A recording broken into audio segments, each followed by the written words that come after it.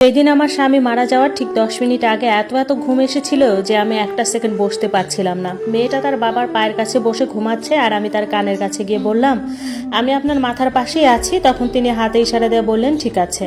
তখন মাথার পাশেই একটু শুয়েছিলাম আর ঠিক 10টা মিনিট পরেই আমার স্বামী পৃথিবীর সকল মায়া ছেড়ে দিয়ে চোখ বন্ধ করলেন। এমন সময় তার দ্বিতীয় স্ত্রী এসে আমায় গালাগালি করতেছে, কেন বসে বসে ঘুমাচ্ছি। তার কথায় জবাব না দিয়ে আমার স্বামীর দিকে তাকিয়েই দেখলাম নিঃশ্বাস বন্ধ। হয়তো আমার সামনে তার মারা যাওয়াটা সহ্যহীন হয়ে যেত, তাই আল্লাহ তাআলা তার ঠিক 10 মিনিট আগে এত ঘুম দিয়েছিল। অথচ তার আগে 3টা দিন 3টা রাত আমি একটা মুহূর্তের জন্যও ঘুমাইনি। আমি অনেক বড় করে চিৎকার দিলাম আর পরিবারের সবাই আসলো, এসে দেখলো সোহানের মাথার পাশে আমি আর আমার মেয়ে কান্না করতেছি। তার দ্বিতীয় স্ত্রী এতটাই অমানুষ ছিল যে সোহানার বাবা যেদিন মারা গিয়েছিল সেদিনও আমায় ছাড় দেয়নি। বোনেরা আসছে, তখন উনি চিৎকার করে বলতেছে কামলাটায় মাথার পাশে বসে বসে ঘুমাইছে, কোনো খেয়াল রাখে নাই, সবাইকে বলতেছে। অথচ তার সব খাট্টাখাটনি কিন্তু আমিই করেছিলাম। যাই হোক, বড় বোন নিষেধ করার পর আর এ নিয়ে কিছু বলে নাই। রীতিমতো আমার স্বামীর দাফন কাফনও হয়ে গেল। আমার কান্নায় গাছের পাতাগুলো পর্যন্ত ঝরেছিল, কিন্তু সে বলছিল আমি নাকি কাহিনী করি। তবুও কিছু বলি নাই। কিন্তু মরার ঠিক 3 দিন পরেই আমার শাশুড়ি আর সতীর নামের অমানুষটা এসে বলতেছে, আমার ছেলেই যখন চলে গেছে তাহলে আর তোমার এখানে থাকার দরকার নাই, চলে যেও আজ। কিন্তু তখন এইটুকু মেয়ের কথা শুনে আমার সেদিন খুব কষ্ট লেগেছিল। ওর দাদুর পায়ে ধরে বলতেছে, দাদু আর একদিন পরেই তো 4 দিন হয়ে যাবে, তখন আমার আব্বুর রুহু তোমাদের বাড়ি থেকে চলে যাবে আর আমরাও চলে যাব। তখন এটা বলে কান্না করে দেয়। এতই অমানুষ ছিল এই বাচ্চাটার। এরকম একটা কথা শোনার পরেও বলতেছে আমার বড় মেয়ে কয়টা টাকা দিবে সেটা দিয়ে মিলাদের কাজ সম্পূর্ণ করব। মিলাদ হয়ে যাওয়া মাত্রই তোমরা চলে যাবা খাওয়া দাওয়ার আগেই। আমি বললাম ঠিক আছে মা, তাই হবে। মনে মনে ভাবলাম এতটা বছরই কষ্ট করে আসলাম, তাহলে আর একটা দিনের জন্য পারবো না কেন। সেদিন আর আমাকে আর আমার মেয়েকে খাবারের জন্য ডাকলো না। মধ্যরাতে সোহানাকে একটু পানি এনে দিয়েছিলাম। তখন সোহানা বলে, মা আমার কি নানু ভাইয়া নাই? আমরা কাল নানু ভাইয়ের বাড়িতেই গিয়ে খাবো। মা তুমি কান্না করো না, আমার একটু ক্ষুধা পায়নি।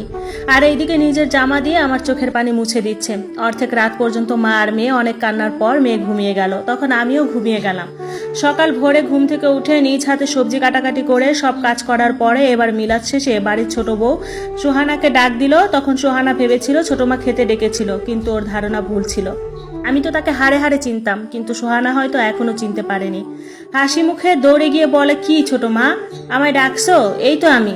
তখন সে বলল, তারা ব্যাগ গুছিয়ে নে, মা বলছে চলে যেতে। তাদের কথা মতো আমি আর আমার মেয়ে ব্যাগ গুছিয়ে চলে আসলাম চিরবিদায় নিয়ে। সেখান থেকে আসলাম বাবার বাড়িতে। এসে দেখলাম ঘর তালা। তখন পাশের বাড়িতে গেলাম, আবুল কাকাকে জিজ্ঞেস করলাম, কি খবর কাকা, আব্বা যে বাড়িতে নাই আর বোন কোথায়, ঘর তালা কেন? আবুল কাকার চোখের পানি দেখে বুঝতে পেরেছিলাম।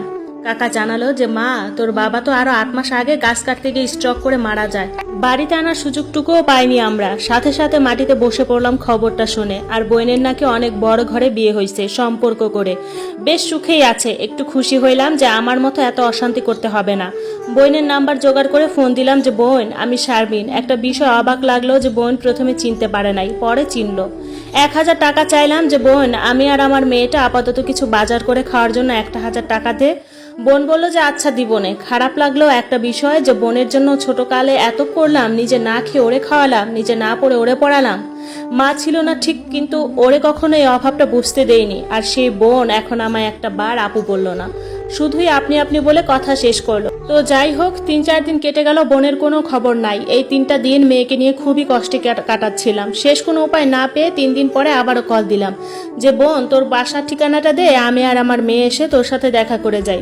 কিন্তু বোন যে রিপ্লাইটা দিল, এরকম একটা কথা বলবে জানা ছিল না। সে বলল যে দেখ আপা, আমার শ্বশুর শাশুড়ি স্বামী ইভেন পুরো পরিবারটা খুবই ফার্স্ট স্ট্যান্ডার্ডের। তুই যদি এখানে আসিস তাইলে সবাই কি ভাববে? এরকম কথাটা শুনেই আবারও কান্না করে দিলাম যে ঠিক আছে বোন, লাগবে না, তারপরেও সুখে থাক। মেয়েটার মুখের দিকে তাকিয়ে আমি আর কোনো উপায় না পেয়ে পাশের বাড়িতে কয়টা কাপড় কেচে আর সেই বাড়িতে সব কাজ করে দিয়ে 180 টাকা এনে কোনো এরকম খাবারের জোগাড় করেছিলাম। সেই রাতে মেয়ে আমার মুখের দিকে তাকিয়ে বলে, মা আমরা এত গরিব কেন? কোনো জবাবই দিতে পারলাম না, চুপ করে রইলাম। মেয়েটা যখন জিজ্ঞেস করলো মা আমরা এত গরিব কেন, তখন শুধুই চোখের পানি গড়িয়ে পড়লো। পাশের বাড়িতে কয়টা কাজ করে মেয়ের জন্য কোনো রকম খাবার এনেছিলাম। আমার কপালে যে এত কষ্ট ছিল সেটা আগে জানা ছিল না। সোহানাকে বলে গিয়েছিলাম, মা আমি তোমার জন্য খাবার আনতে বাজারে যাচ্ছি, তুমি ঘর ছেড়ে কোথাও যাবে না। এটা বলে গ্রামের আর 5টা মহিলার সাথে ইট ভাঙতে গিয়েছিলাম। অথচ শহরে আমার বোনের ভাত মানুষ খাচ্ছে, তবুও বোনের কাছে ঠাঁই পাইনি। এভাবে প্রায় 10-15 দিনের মতো কাজ করার পর ভাবলাম কিছু নতুন কাপড় যদি কিনতে পারতাম তাহলে বোনের কাছে যেতে পারতাম। হ্যাঁ, সাধ্যমতো সোহানাকে একটা জামা আর আমি একটা কাপড় কিনলাম, কিনে বোনের ঠিকানার উদ্দেশ্যে রওনা করলাম। খুবই বিপদে পড়ে বোনের কাছে গিয়েছিলাম। বোনের মান সম্মানের কথা চিন্তা করে 5 কেজি চাল কম কিনে, কয়টা ডাল কম কিনে আমরা মা মেয়ে নতুন একটা কাপড় কিনেছিলাম। তো যাই হোক, বোনের বাসায় গেলাম, গিয়ে দরজায় নক করা মাত্রই তার শাশুড়ি আসলো। আমি বললাম, আন্টি আমি সীমার বড় বোন আর এটা আমার মেয়ে।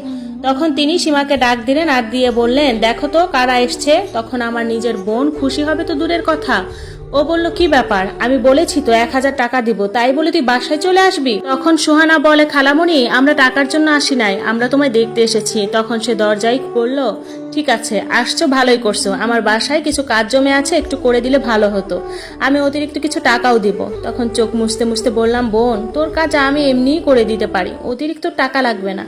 তবে মনে মনে ভাবলাম, বোন আজকে আমায় এত বছর পরে দেখেও জিজ্ঞেস করো না এতটা দিন কিভাবে কাটিয়েছি, কি খেয়েছি, সরাসরি বলে দিল কাজ করার জন্য।